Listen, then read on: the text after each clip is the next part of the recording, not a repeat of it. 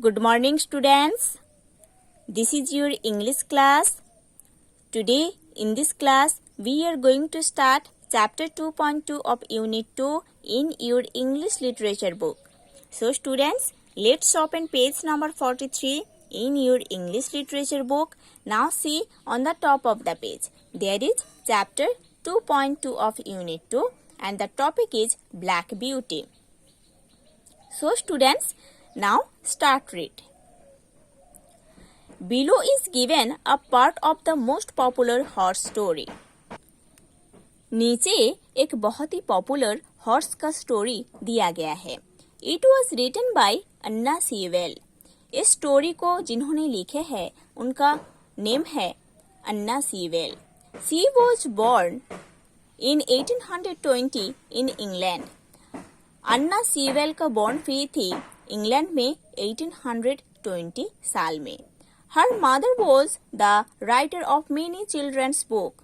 उनके मम्मी बच्चे के लिए बहुत सारे बुक लिखे थे. ओके, उनके मम्मी बच्चे के लिए बहुत सारे बुक्स लिखे थे.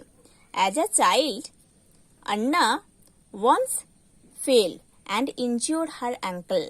जब अन्ना छोटी थी तब गिर गई थी और गिरने के वजह से उनके पैर का जो हिल है वो फ्रैक्चर हो गया था. She was disabled for the rest of her life. उसके बाद अन्ना सीवेल अपने जीवन भर डिसेबल हो गए थे. Since she could not walk, she learned to drive a horse-drawn carriage and regularly drove her father to work. उसके बाद अन्ना सीवेल चल नहीं सकती थी. उन्होंने एक हॉर्स ड्रॉन कैरियज को ड्राइव करना सीखी थी और अपने पापा को हर रोज उस हॉर्स ड्रॉन कैरियज में बैठाकर उनके ऑफिस पर वर्क प्लेस पर लेके जाती थी. She became aware of the cruel way in which many horses were treated.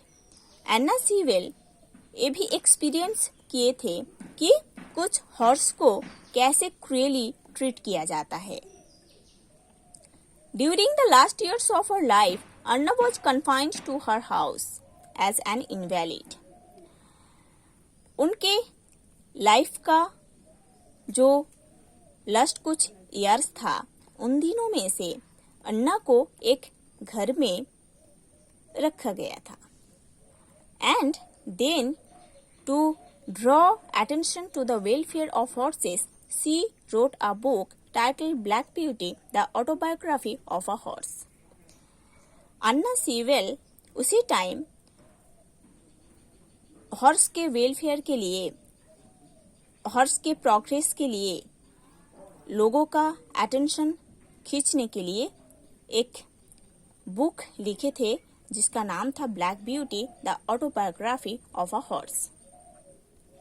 In it, a beautiful horse called Black Beauty tells the story of his own life and adventures. इस story में एक बहुत ही beautiful horse है जिसका name है black beauty. वो अपने life का सारे स्टोरी बता रहा है और अपने लाइफ का सारे एडवेंचर्स के बारे में भी बता रहा है.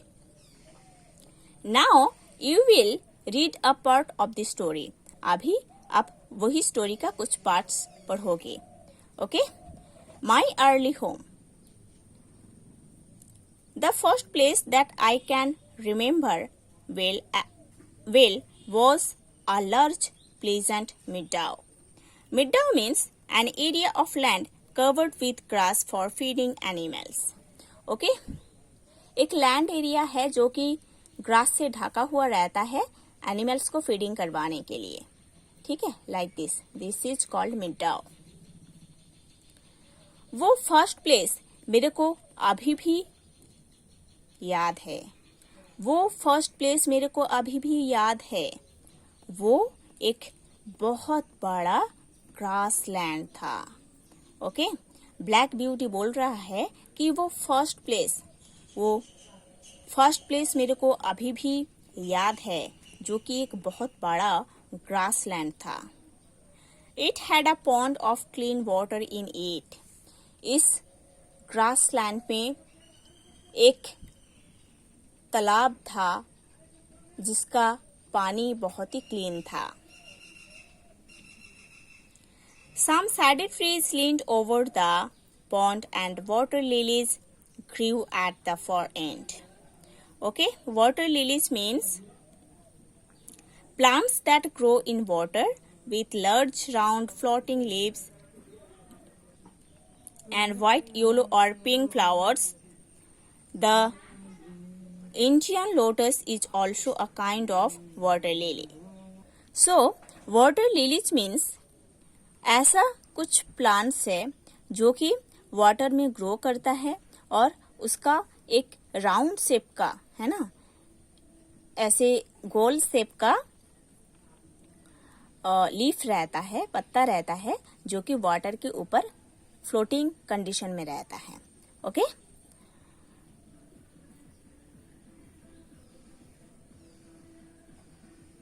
और इसका जो फ्लावर्स है ना वो व्हाइट कलर का होता है, येलो कलर का होता है, इवन पिंक कलर का भी होता है ना.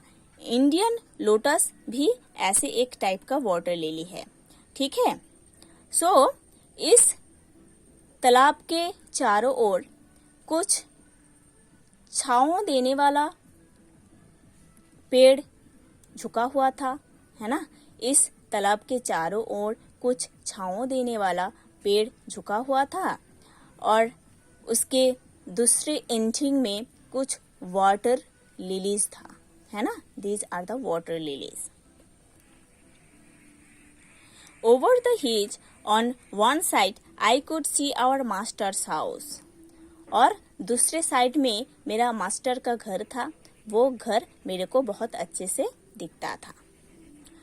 While I was young, जब मैं छोटा था, I lived upon my mother's milk. तब मैं मेरे मम्मी के मिल्क के ऊपर डिपेंड करता था. As I could not eat grass, क्योंकि तब मैं ग्रास नहीं खा पाता था. ओके, तो जब मैं छोटा था तब मैं मदर्स मिल्क के ऊपर डिपेंड करता था क्योंकि तब मैं ग्रास नहीं खा पाता था. In the daytime, I ran by her side and at night I lay down close by her. दिन में मैं मेरे मम्मी के साथ साथ दौड़ता था और रात में मैं मेरे मम्मी के पास सो जाता था.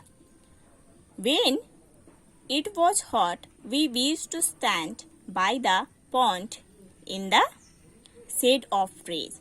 जब बहुत गर्म होता था तब हम पॉन्ड के पास जो छांव देने वाला ट्रीज था उसके नीचे खड़े हो जाता था. ओके, जब बहुत गर्म होता था तब पॉन्ड के पास जो छांव देने वाला ट्रीज है उसके नीचे खड़े हो जाता था. When it was cold, we had a nice warm shade at one end of the meadow. जब बहुत ठंडा होता था तब मिडाओ के वन एंड पर ऐसा एक गरम शेड था जहाँ पर हम रहते थे. Okay, so students, you have to study to this portion. In the next class we will study the next part of this chapter.